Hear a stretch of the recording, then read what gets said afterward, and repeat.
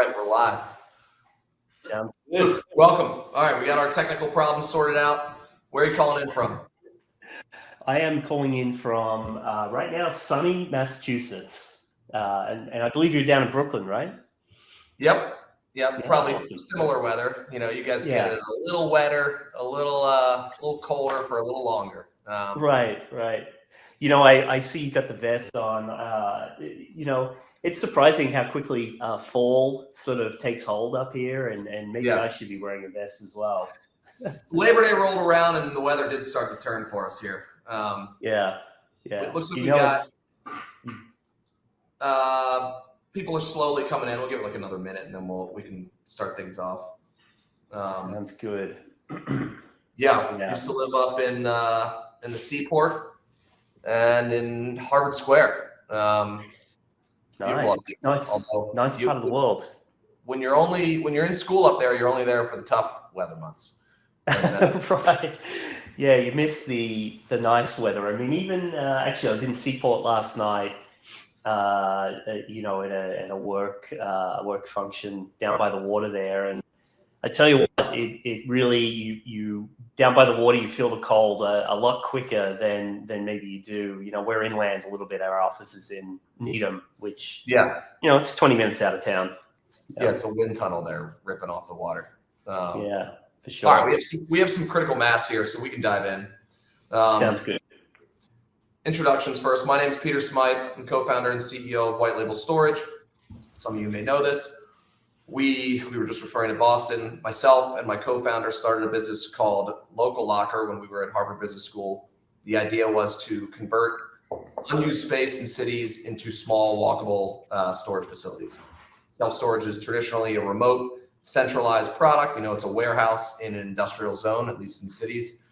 Our idea was, let's take unused space. It's dead retail, underparked parking garages, convert it to, you know, a walkable storage product, closet-sized storage units. All of you operators out there would be disgusted to know that our average in-place rent for a 4x4 unit is $160, $170 a month. It's a different business. Along the way, we developed this core competency of running storage facilities. And so we looked around at the market and we decided there's not a great national service provider for third-party management, especially for the non-institutional assets out there. You know, we started out focused on the true rural 100 to 150 unit drive-up self-storage facilities. We thought if we can run remote stores in New York City, a lot of that lends itself to running stores remotely elsewhere. And since launching that product, which we call White Label Storage, of course, you can keep your own name and your brand. We've grown to close to 250 stores now around the country with a couple in Canada. That's phenomenal growth, Peter. I mean, I don't think I quite realized that you guys really only kicked off less than 2 years ago in earnest. Is that right? We're the White Label. I mean, we wrapped our arms around this thing for a little bit in 2022. Started managing stores, and then we really kind of dove into the market in 2023, 2024. So look, there's been incredible pull, and we're going to talk about that with your product. I mean, it's still a very fragmented market. There's the first piece of technology that everyone wanted to address was this FMS product. There are a bunch of providers there, but nobody really pieces everything together. And we'll talk about that with you. Yeah. It's probably already become clear that this is going to take the format of a fireside chat. This will be conversational. Mostly, let me allow you to introduce yourself, Luke. Luke is the CEO of AI Lean. Luke, could you tell us a bit about the company, a bit about your background? Yeah, thanks, Pete. I'd love to. So AI Lean, for folks who are not aware, we've been around several years in the industry, and the organization was founded to solve the collections and delinquency challenge that operators face. So, I'm actually pretty new to the industry.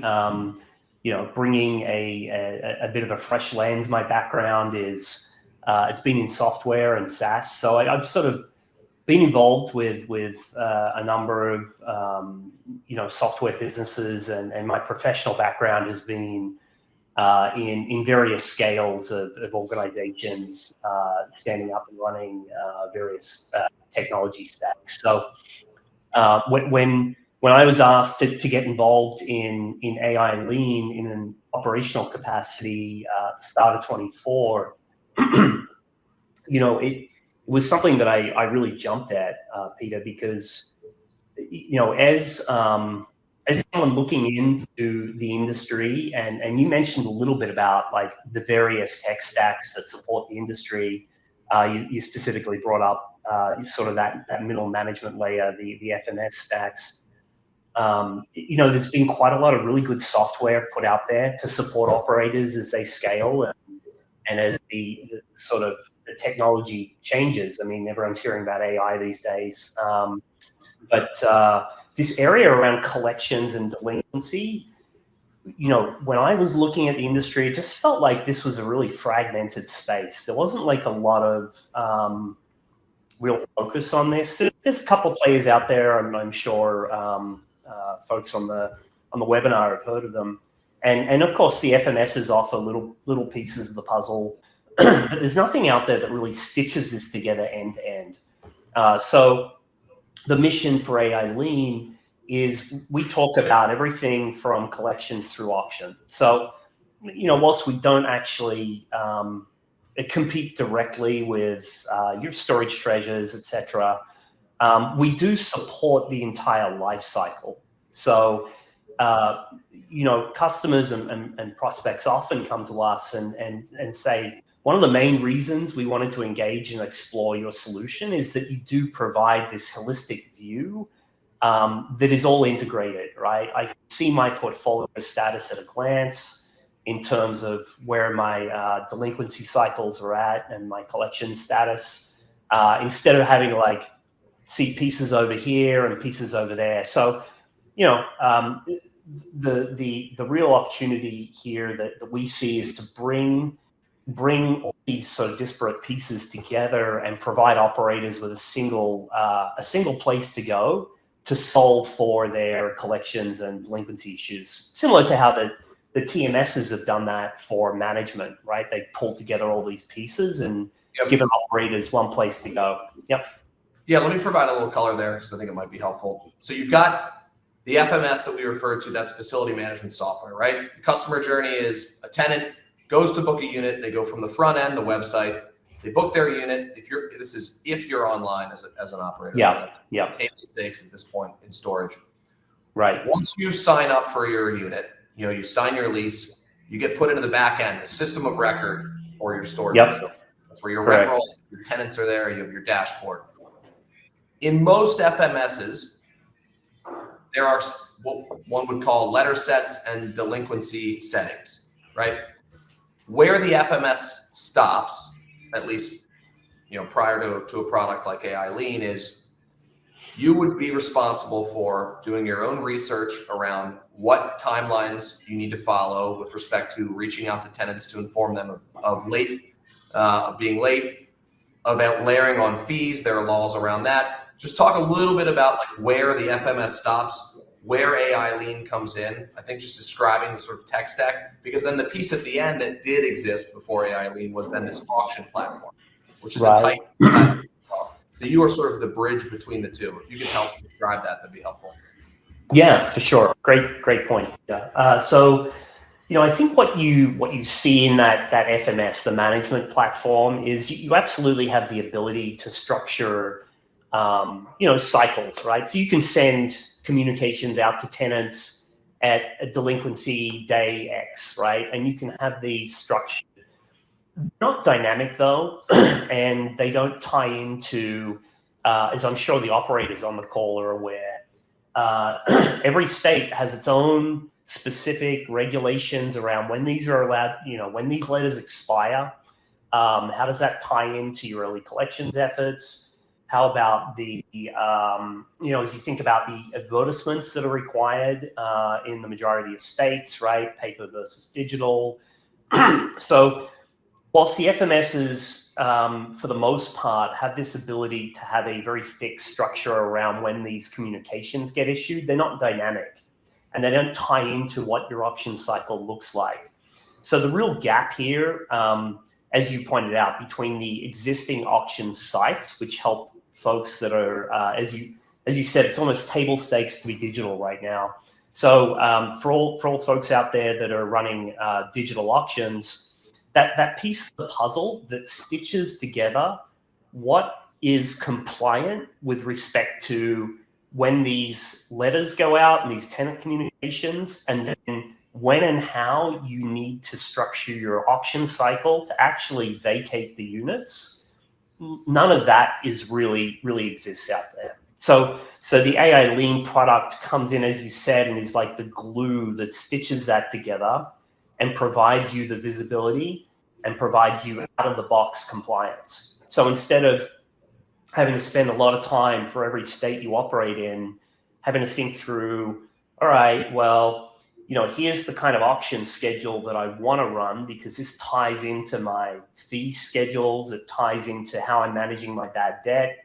But it's also compliant. We sort of provide that out of the box.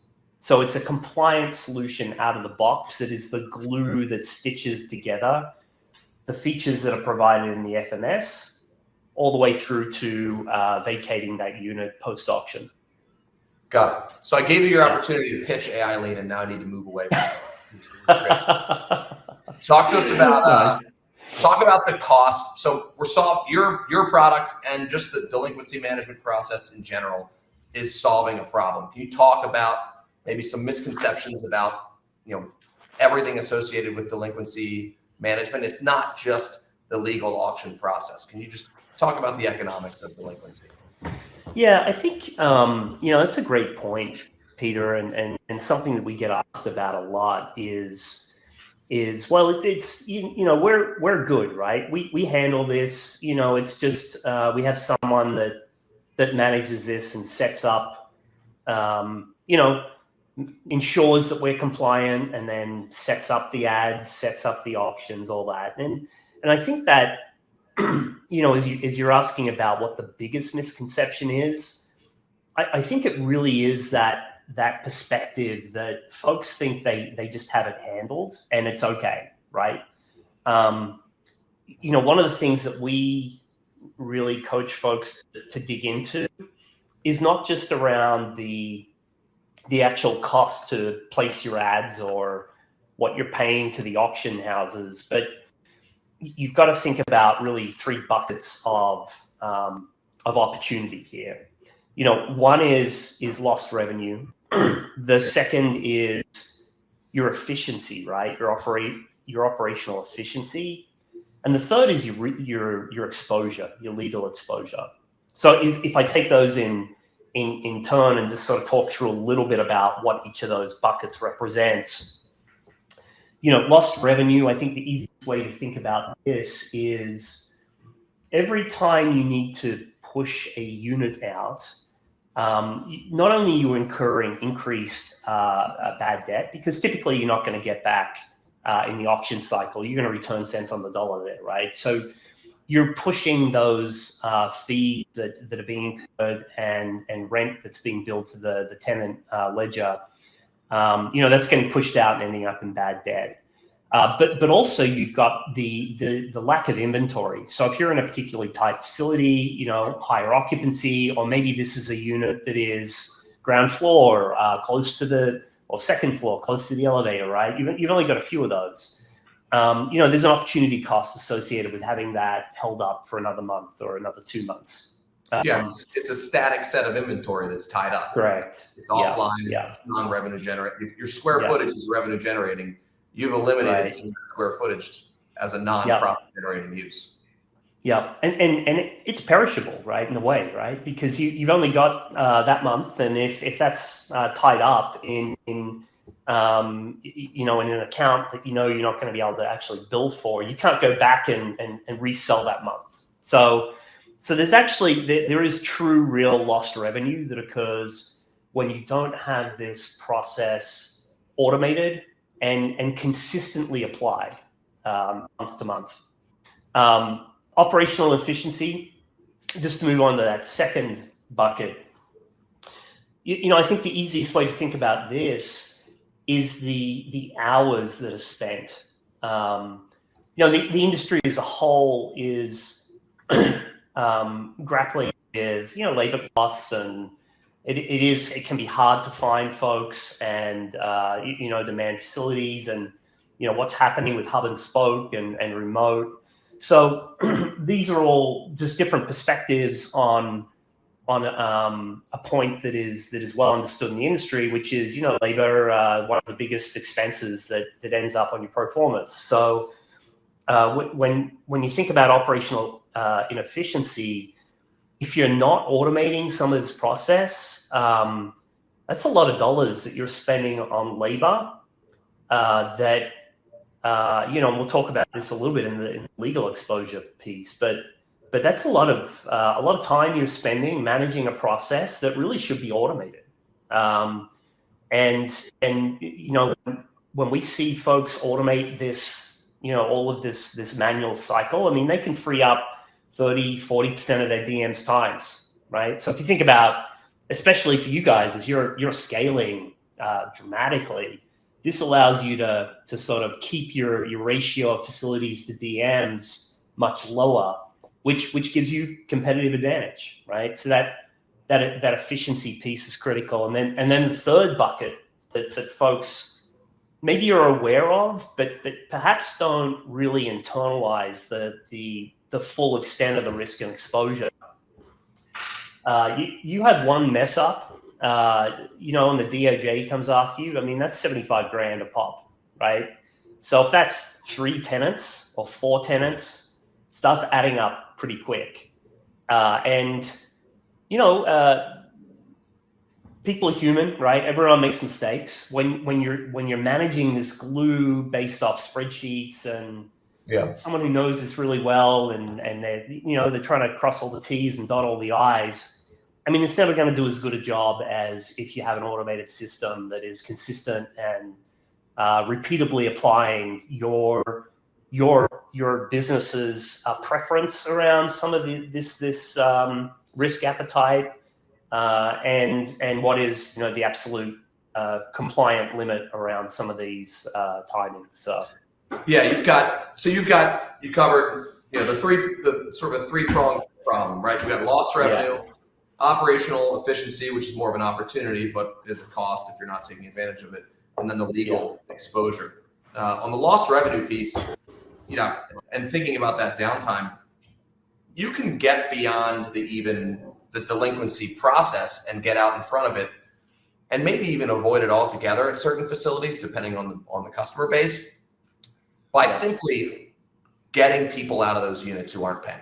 Right? It's like how early we have started looking at our tenants, and we used to go, what is the most efficient way to take a workflow associated with reminding people that they didn't pay and getting them to pay, to now we're focused on how can we identify who is not going to pay before the first of the month or before the anniversary billing date and track down their payment. So starting with the reactive approach, we were looking at our own workflows and saying, okay, again, looking at the FMS, once the anniversary billing date rolls around and you're delinquent, someone or something needs to go to that tenant and say, we need your rent, you're late, right? And someone needs to apply a late fee. Late fees will be added consistently in most FMSs out there, but there's a lot of variability among how you can track down payment.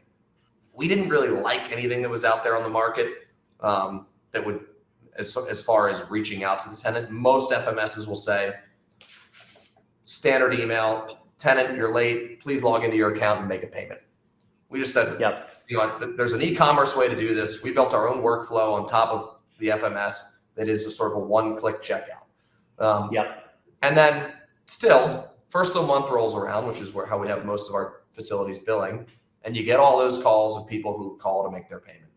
We started looking at our costs and saying, well, inconsistent phone calls create additional costs because then you have to overstaff your call center or even your facility if you're a staff facility and the person on site's answering the phone. How can we eliminate those phone calls? And that's when we started saying, earlier in the month, let's see who's not on auto pay, and let's do everything we can to get those people on auto pay so that we have fewer people who need that notification and fewer people who are going to call. So it's not even the delinquency management process. This is sort of tenant behavior. How do you tease this out to minimize your costs down the road? That can even be a manual thing.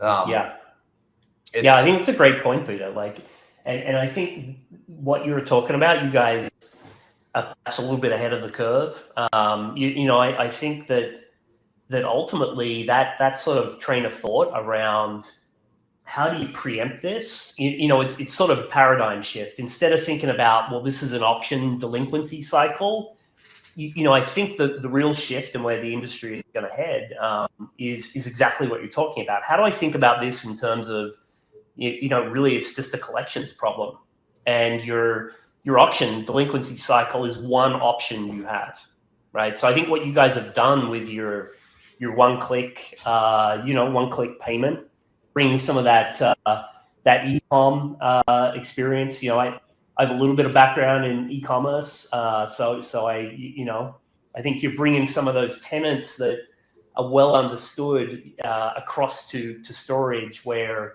I imagine you're having great results. I'm looking at the list of people that are in this call here. It's not. You don't need a tool, and you don't even need software to do this. Like, I would imagine that some of the operators on this call have staffed stores. One of the reasons we started White Label was to kind of help streamline the staffing model at the facility. Like, most stores that don't have many units have somebody sitting on site who's underutilized, right? There are just inevitably moments throughout the day that they are sitting there waiting for a call. That is a great opportunity to start combing through the rent roll and seeing who's on auto pay and proactively getting out in front of that and incentivizing them to get. So it's just a trick there that I think people can use is like, this is one of the KPIs you should be tracking is percentage of auto pays, because it can mitigate this whole thing. That's a great point, Peter. I mean, and one of the things we tell customers as well is as you free up hours, there's activities like this, like chasing occupancy, that time is much better spent on, right? Instead of having to manage some of this back end, almost administrative cycle. Yep. So what is the typical? Let's assume you do miss that opportunity, right? What's the typical timeline for a true delinquency process? I mean, I know every state is different, but taking into account using some automation and notification, what do you tend to see across the board?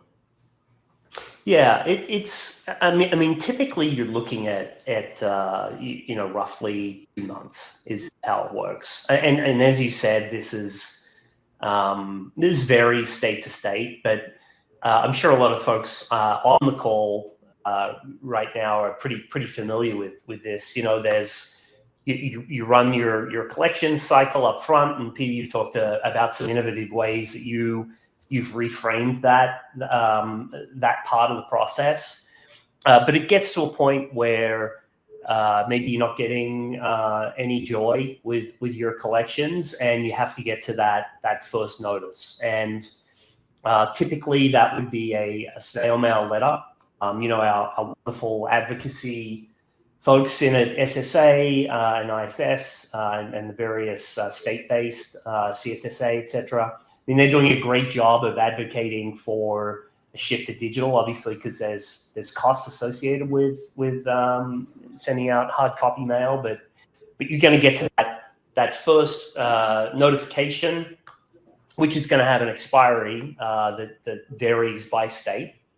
And I think we'll get back to that, but just that state by state challenge is tremendously difficult, especially as you're expanding as an operator across state lines. But then there's typically a second notice, which has another expiry date, and you're going to run through a variety of different structures around advertising. Does it need to be in a publication? Can it be digital? Can it be online? And then from there, again, a vast variety of different expirations before you can launch an auction and vacate the unit for relet. So in that process, assuming that you use something like AI Lean, or even if you don't, have you quantified the number of hours roughly that go into this full cycle process?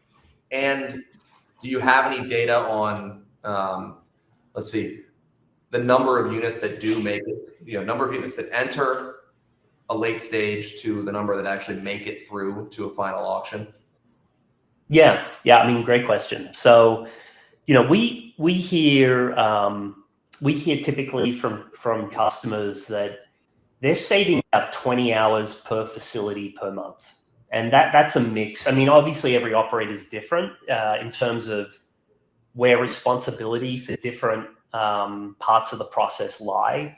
For example, some operators use facility managers for certain tasks, and some aggregate that to a central team or to a DM. But generally, we're hearing sort of roughly 20 hours per facility per month, and so that can add up really quickly, and it's pretty material time savings. Your second question, Peter, was, just remind me again. That was around percentage. I mean, it could be hard to track because it depends on self-selection, who's on your platform. That's the data you have. Yeah. But percentage of folks that go from a first delinquency stage all the way through to auction. Right. So, I think one of the ways to think about this is maybe you could look at, if you're doing well as an operator, not on AI lean. I mean, if you're anywhere north of 2%, you need to be thinking about how you're managing this process. But we see folks come on at 30-day delinquency, anything sort of anywhere between like 5-6% up to north of 10% in some cases, right? Particularly challenging facilities, and generally by the time you get down to auction, you're seeing several points less than that. I think another way to think about this is what we typically are able to do is one additional unit per facility per month gets pushed to auction, right? When customers come onto the platform. Yeah. Now, part of that is the automation, right? So, you're consistently applying the process. You're not relying on anyone to press buttons or tie back into a schedule. Things are happening automatically. So your units are following the process. They're not missing dates. They're hitting all the required statutory dates. And so they're pushing to auction, staying on track. And generally, you're getting one additional unit through every month is how to think about it. So, you could think about the savings or the cost of AI lean or any effort that you put into this process as sort of like an insurance against the legal exposure that you've got. Can you quantify that for us? Like, what is a typical busted lean process going to cost? Yeah, I mean, I mentioned one particular egregious case, right? I mean, I can share that we're aware that the DOJ is becoming particularly litigious. There's a few actions that are going on right now that are not necessarily even small vendors, but small operators. But those per unit can cost you on a fine basis $75,000. That's just for the fine without the civil action that may result subsequent. It adds up real quick. With regard to maybe a non-service member type action, we always advise customers to include limits of value in your lease documents, and I'm sure folks are well aware of that. But we're so confident in how we support the process and facilitating compliance that we indemnify our customers for any actions that are taken. So that's sort of one of the benefits we bring to the table and evidence of how how sure we are of a product and our service. So there's this AI piece, at least in the name, and then there's actually staying on top of kind of what is compliant and what is legal. How do you guys do that across every municipality that you serve? And what is your job? Are you outside of the US as well? Yeah, we actually do support. We have customers with facilities up in Canada. We haven't shifted across the pond to Europe or down to Australia yet. Although, I'm sure you can hear a little bit from my accent. Australia, I'm sure, is high on the list for us to expand to at some point. But yeah, it is complicated, and as it stands right now, we have folks that stay on top of the state by state, and as we're thinking about how we implement our default compliance workflows, we integrate any updates that are happening into those default workflows, and that's how we ensure compliance. I think you've always got the edge cases though too, Peter. So one of the things that we do is we maintain a very close relationship with Scott Zucker, whom I'm sure many folks in the industry are aware of. He's sort of one of the principal legal minds that been in the industry for a long time, and it continues to surprise me the kinds of random questions we get that are, hey, we found XYZ in the unit, what do we do about it? Or anything from this particular edge case happened, how do we handle it? So we also provide this sort of personalized support, and where we're not confident in our response, we get a sort of a legal ruling that we can stand behind. Got it.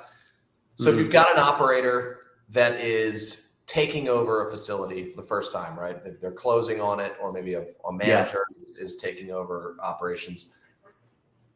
What would you advise them to do with the tenants that are in process, right? Because you're inheriting some sort of exposure. How would you go about approaching, sort of gaining confidence in doing the process, or maybe that's not the call at all? There's a couple of, every operator sort of has to do their own diligence here. Our recommendation typically is when you're doing the analysis on and building up the pro forma, you really need to be thinking about just hitting reset on that. And I think relying on maybe the seller's diligence there and trying to cross-check that and cross all your T's there, perhaps just isn't worth the risk versus just restarting all those. And what we do with customers is we'll help them, depending on the state regulations. We'll take a look at the facility and say, all right, we can shorten, if there's maybe 10 units that are out there or 15, here's the shortest time we feel we can legally compress, and we'll run off-cycle auctions to help clear those out as fast as possible. I think the other thing that we sort of guide folks to do is some of these facilities you pick up and they're great. They've been running digital leases. They've been managing everything. Maybe they're up on an FMS somewhere that's kept all the records quite structured. But oftentimes you buy this facility and you've got a drawer full of paper. And I think the other tactic here is to send out your 30-day notice. And I believe you guys proponents of this as well. But essentially notifying all the tenants that here's your new lease terms, and you've got 30 days to respond, or the new lease terms go into effect. So I think that combination just helps keep you protected. And often the juice isn't worth the squeeze to go back and try and edit and audit and work out where everything is. It's just safer to sort of hit restart on a lot of that. Yeah. And by the way, I do want to let people know we have a Q&A here. There are a couple of these questions that I think I can assume the group would be interested in, and there's no better person to answer them than Luke, but feel free to drop questions in the chat. We can answer those live as well. All right, so circling back to that, if you're buying a new facility or assuming this sort of risk with tenants that are in the middle of a lien process, I would say your message is get all the documentation you can before you close. Like that is a piece of your closing diligence checklist. And then 100%. Yeah. Day one, or maybe even before you close, if you can get if you have a good enough relationship with the seller, send out the new lease, your new Scott Zucker lease on day one or before day one, because the sooner you can get those, the new terms to go into effect, the sooner you can kick off the new process. And I guess layering one more thing on there, like this is about getting offline units back online or non-revenue generating units back online. There is this concept of a release or a pay and vacate that you can send to tenants. I mean, at the end of the day, I think most of us are probably aware you're just not going to generate what is owed from the auction in most cases. And if that is the case, all you're really looking to do is as quickly as possible get that tenant out and get that unit back online so you can re-rent it. In that case, sending out a form that a tenant can sign to release their stuff, or even just getting them on the phone and saying, just come pick your stuff up and get out of here is probably the right play there. I think we were talking a little bit about this earlier, and some of the stuff you guys are doing upstream around collections. I definitely think we'll see in the coming months and year, certainly, some new feature set that we're thinking about in terms of ultimately how do we help you guys be more efficient in collecting, and how do we, this isn't just a keep you legal, right? This is about what you guys are tracking is cents on the dollar that you're getting back on your, your delinquent, your bad debt, etc. How can we help you as an operator collect more, collect it earlier, right, and turn those assets quicker? Got it. So that's kind of your roadmap. You started out with the legal piece of this, and you're looking around the market and you still see the opportunity to go beyond that and maybe go upstream. Yeah, absolutely. I mean, I think, where, as I mentioned, I think when we got on the call earlier, we're not interested in competing with the FMSs, right? We partner with all of the FMSs, and we're integrated with all of the major ones. And whenever a customer approaches us and says, "Hey, we're moving to this FMS," if we're not integrated, we will integrate with that FMS. We'll support our customers wherever they want to go. So this isn't about us suddenly launching AI FMS, right? But there still is this gap in the market. I don't believe. I just think there's a lot of opportunity, and the push for you guys to be more efficient and to improve your operation, especially as third-party management. I mean, there's a lot of competition out there. We believe that we can help customers like yourself and others to drive that efficiency up and essentially think about this problem holistically. Right? Get more dollars back in your bank accounts. Yeah, I had a question here. It's about integration. It's really what would be helpful to know is what do you integrate with? What FMSs does AI integrate with? What else plugs into it? What does the whole stack look like? Yeah. So we currently support 5 FMSs, as in we're integrated with 5 FMSs. We currently, the FMSs we are integrated with are SiteLink, StoreEdge, Cubby, tenant, and SSM. And we have certainly had conversations with several of the others, and we're talking to a couple of there are customers that are moving to across to some facility management softwares that we're not integrated with. So we're working with those FMSs to integrate. It isn't a huge lift for us to support a customer or someone who's looking to join if they are on a facility management software that we don't support. So we sort of like to say that we'll support customers wherever they want to go. So if that means they're on an FMS that we don't currently integrate with, we'll commit to integrating to that FMS. Got it. And then how much, assuming that a customer has a certain type of communication style or cadence that they want to use, how customizable? Obviously, I'd imagine you're not going to let anybody do something that does not adhere to the compliant timelines. But beyond that, how much customization is there? Yeah, I mean, when we looked to relaunch the application, so last year, 2024, we went through a pretty substantial rebuild of the application, and one of the tenets that we focused on was this ability to support customers where they wanted to go, and part of that is every customer has a particular take on the way in which they engage with tenants and the tonality and the risk preferences they have. We, as you said, right, we have some bright lines that we don't allow customers to sort of push outside of, right, that are going to ensure that the process as a whole remains within the compliance statute for the state. But we did build in pretty extensive customization. So not only can you customize frequency, type, number of communications, but we also allow templatization.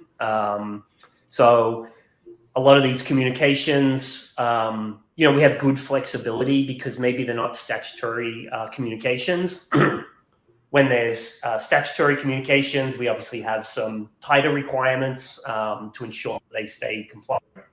But outside of that, branding and tonality of communication, how many frequency, type of, communication method, there's quite a lot of flexibility there that allows a customer's perspective on how they communicate with tenants to sort of reflect in the methods that we use on your behalf.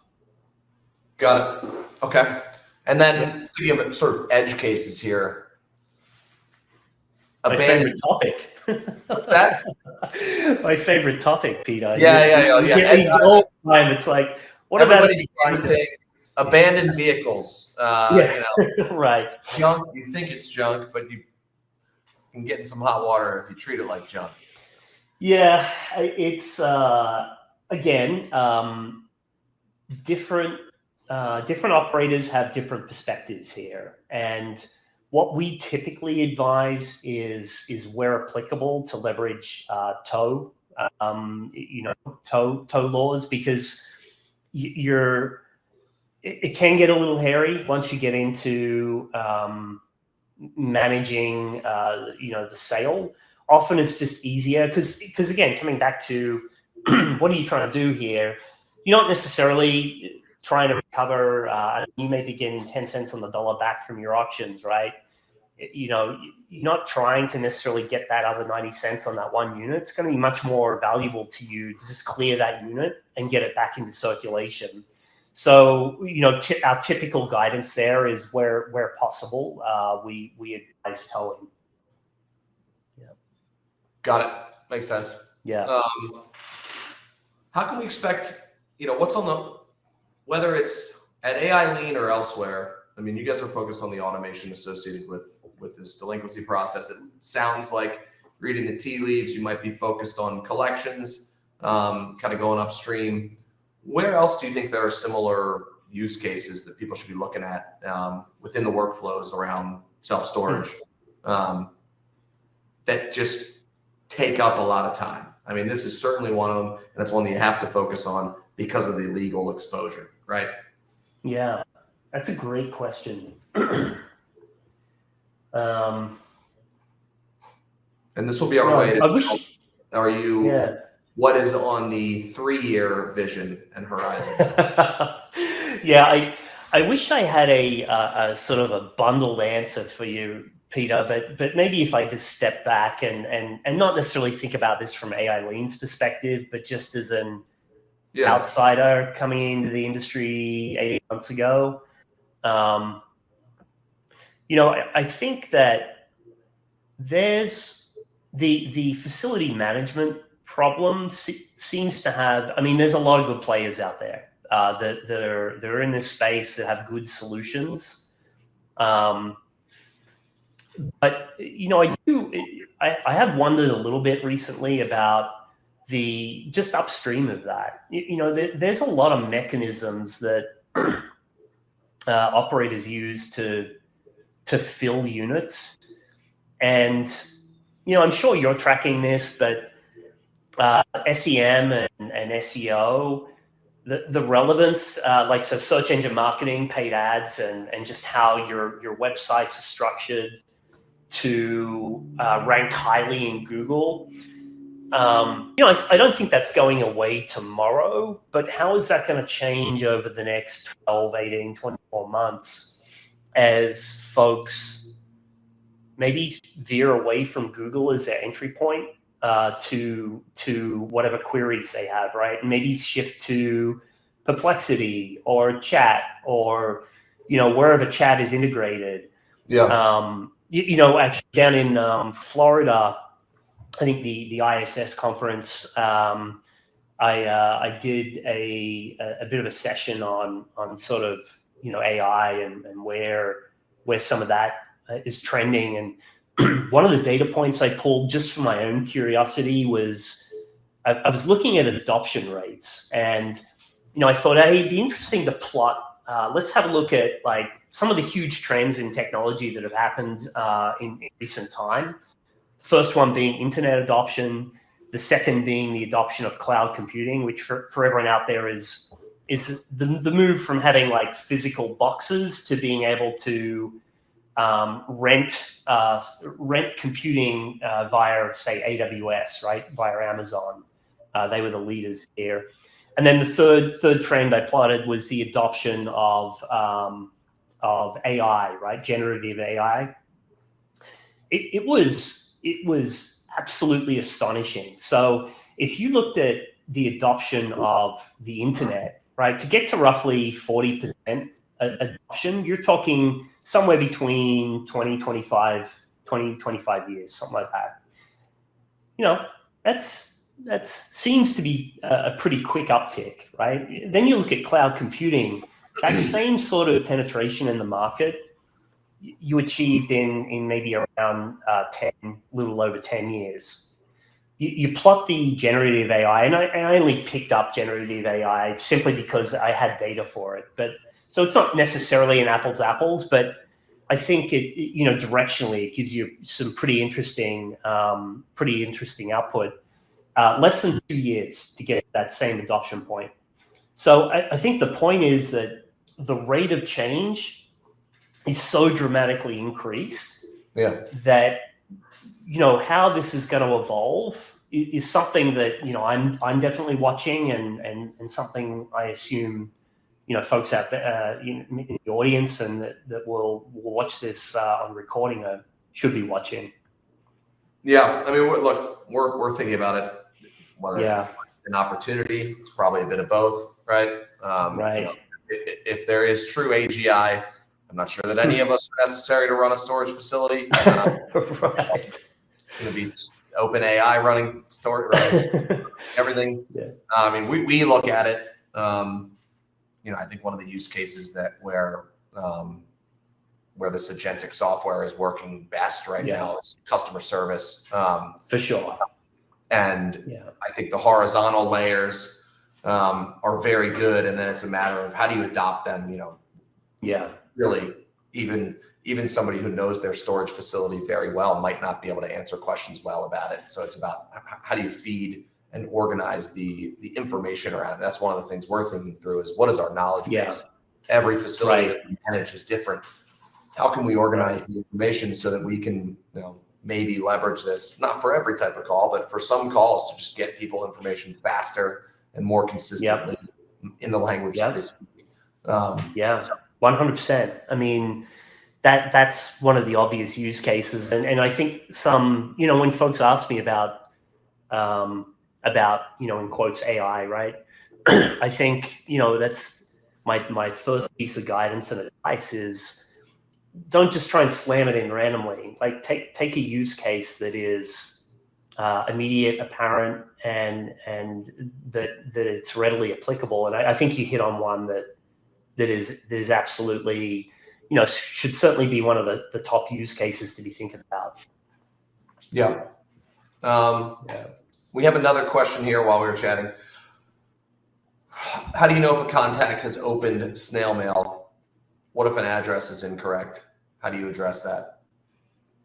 Yeah. So question about how do we know if an address is correct? So I think, and hopefully Scott doesn't slap me over the hand for getting this wrong, but I believe as long as we send to the address on the lease, and how we do that is when mail goes out that is compliant, we track.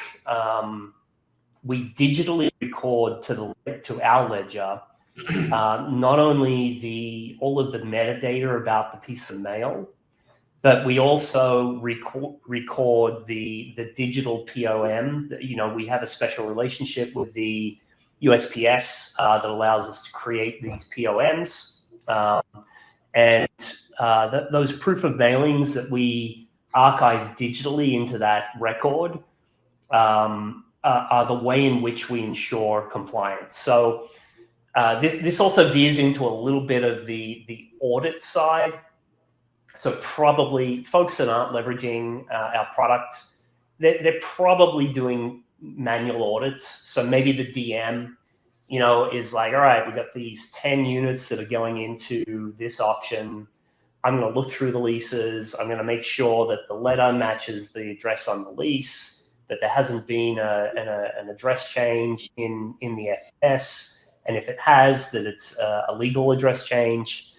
There's close to 50 data points that we audit, Peter, when we do audits. And so, on the address piece, we ensure that the letters that go out and are tracked in the sort of digital record are ensure compliance.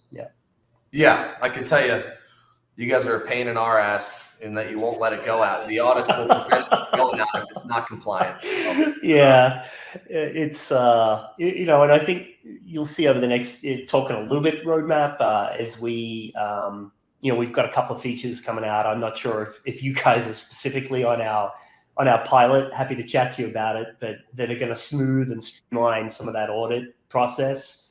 I'm sure there's your customer service use case there. It's probably, hey, why did this get jammed up? Like that same question is probably happening for you, consistently across like the same 6 questions. And that probably makes up 80% of your customer service ticketing, right?